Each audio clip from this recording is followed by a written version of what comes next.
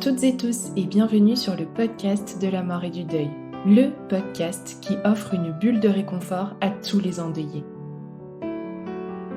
Je suis Tiffany, accompagnante professionnelle du deuil et je réalise ces épisodes aux côtés d'Elsa, ingénieure du son. Tu l'as probablement remarqué, nous n'avons pas partagé de nouvel épisode depuis le début du mois de janvier. Alors, est-ce la fin du podcast de la mort et du deuil ? Trêve de suspense. Je te rassure tout de suite, la réponse est non. En revanche, il y a du changement dans l'air. Je te raconte un petit peu.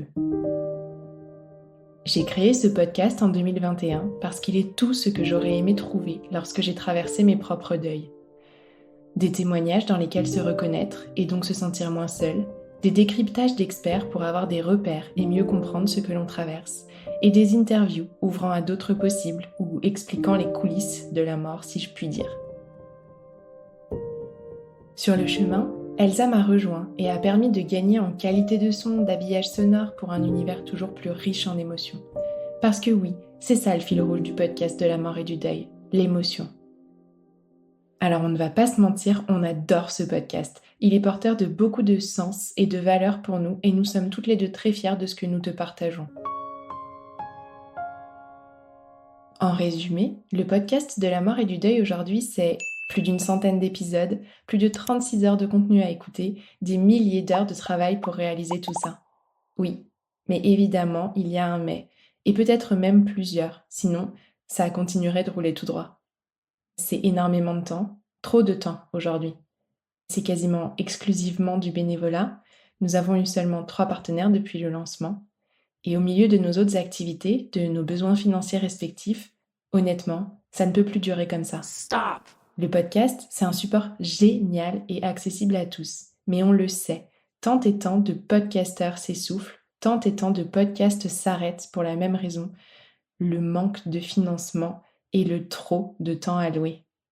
Alors on a réfléchi avec Elsa et on a décidé de faire autrement. On construit actuellement des projets avec des partenaires sur des sujets précis qui, on l'espère, verront le jour cette année et t'apporteront autant de réconfort que tout ce qu'on a fait jusqu'ici. En revanche, c'est bel et bien la fin des épisodes hebdomadaires. Pourtant, l'envie de continuer est toujours là et ce ne sont pas les idées qui manquent.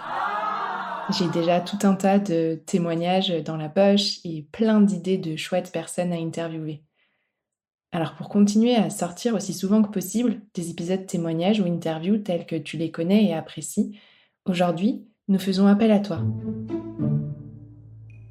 Nous avons mis en place une cagnotte Tipeee à laquelle tu peux participer à hauteur de ce que tu peux ou veux. Pour te donner une idée, aujourd'hui vous êtes entre 4000 et 4500 à écouter le podcast chaque mois. Si chacun donnait 1 euro par écoute, nous pourrions continuer sur notre lancée haut la main. Tu l'auras compris, on compte sur toi pour que le podcast de la mort et du deuil continue d'apporter du réconfort à tous les endeuillés.